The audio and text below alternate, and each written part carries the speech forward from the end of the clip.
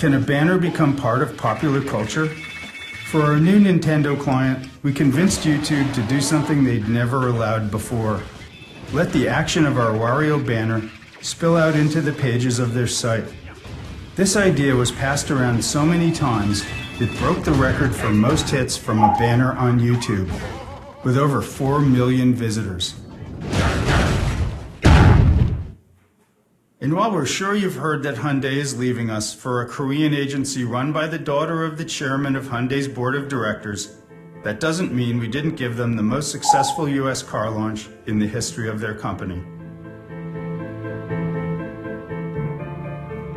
The Wall Street Journal wrote that our Super Bowl spots didn't just sell the car, they elevated the entire brand as a whole. It has 124 sound dampening innovations that help make the cabin as quiet as the flagship BMW and Mercedes sedans, which helps keep outside noises outside. And when the auto market tanked in January and February, Hyundai sales actually went up. In fact, Hyundai had a better September in 2008 than they did in 2007. How many companies can say that? There's so much more. We turned 25 years old this year, and we got a lot bigger. But so far, 25 has felt a lot like, well, a couple years out of college and ready for anything. Business class. And being larger has just meant we can find more ways to surf the waves of popular culture and hold up some advertising while we're doing it. Lights. Stage. That's right.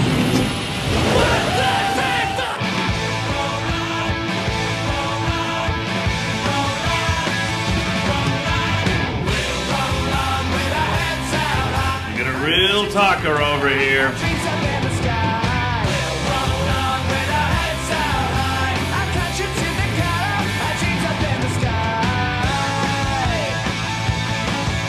Watch and learn.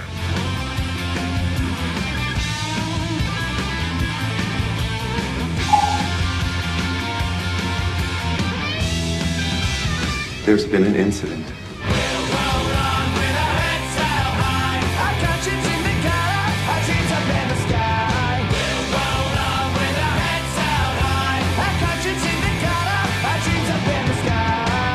Pretty awesome, huh?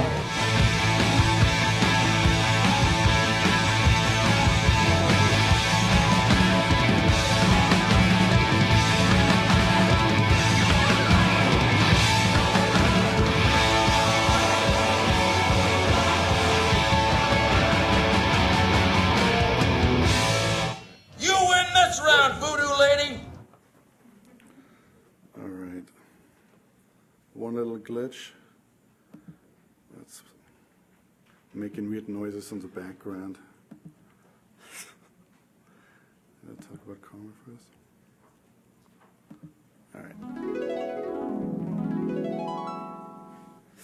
So, hopefully you could see from that the reel that we just showed you that we are an interdisciplinary agency, which means that we work in all different mediums. Over the last 5 years, we've done a lot of work internally to kind of tear down the walls between specific mediums and really foster a creative department which allows everyone to work in different media spaces. So at our agency, you were never expected to be the digital guy or the TV person or the print person. You're encouraged to kind of work across mediums, and that's been really kind of a cool thing for us. I think it's kind of brought a new creative energy to the agency, and people that have kind of specialized in certain places have kind of brought new thinking to new mediums. So it's been an exciting time.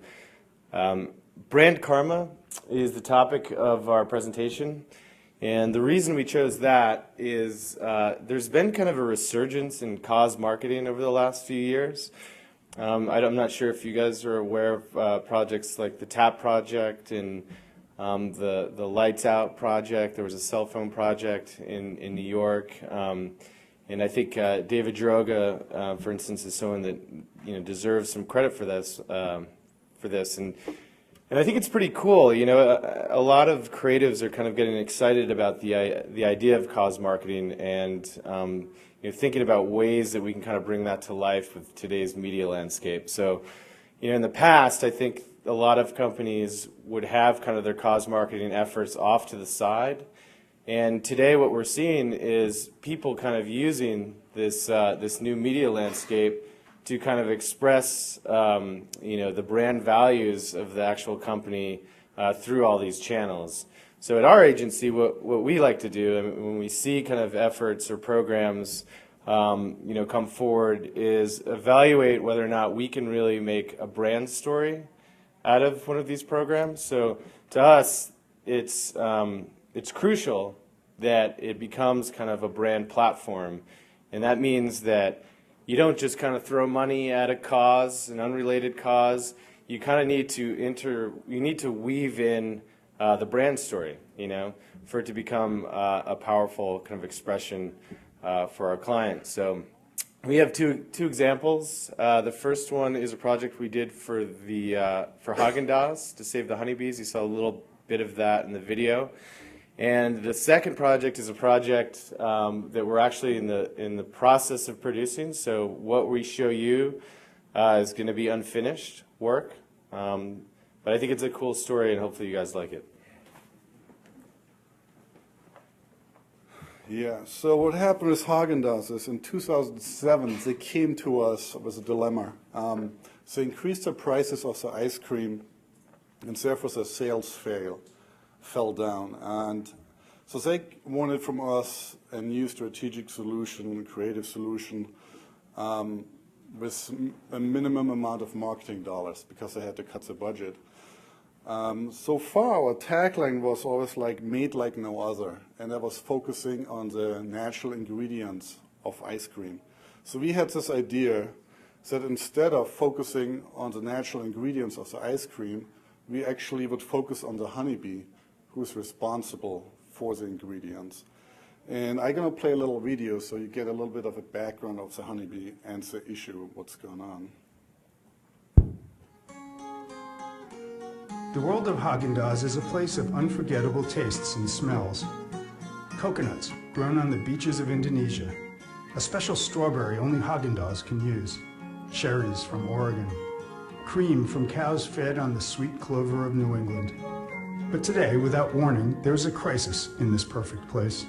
A sudden threat to a skilled workforce that for centuries has ensured the seasonal replenishment of these prized ingredients. Is it the sowers of the seeds who are in danger? Perhaps the ones who work tirelessly toward the more consistent and flavorful genetic strains? Or maybe it's the workers who fertilize our warm green fields. Actually, the threatened worker performs all these tasks. He could very well be our most important partner, and yet he weighs less than half an ounce. His name is Apis floreae, the common honeybee. He's responsible for pollinating over $15 billion worth of America's agricultural products. And he's started mysteriously disappearing in numbers that are nothing short of shocking. It's estimated that over 25% of all the honeybees in the world have vanished in the past 2 years alone. It's a crisis that's gotten international attention thanks to extensive coverage in the New York Times, the Wall Street Journal, Time, National Geographic, and on CNN. The nuts in fruit and cream that are the core of our flavors are in real danger. But what can we do about it? It turns out that we can help simply by doing more of what we do best. Starting in March of 2008, Haagen-Dazs will launch a newly created flavor, Vanilla Honeybee, in honor of the bees. We will donate a significant portion of the proceeds from this flavor and all our honeybee-dependent flavors to researching this ongoing and alarming problem. We will do this because it's the right thing to do, but we'll also do it for strawberry, cherry vanilla, raspberry sorbet, and all of the Haagen-Dazs flavors the bees contribute to so mightily. We'll work together so that 10, 20, 100 years from now, this sound will never be silenced. Please join us.